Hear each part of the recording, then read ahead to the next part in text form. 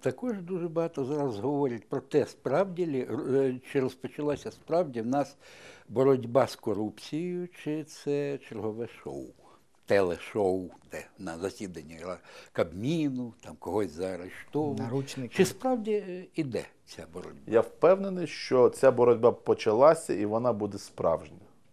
Знаючи персонально ставлення до цього прем'єр-міністра Яценюка, міністра внутрішніх справ Авакова, ця справа, вона пішла.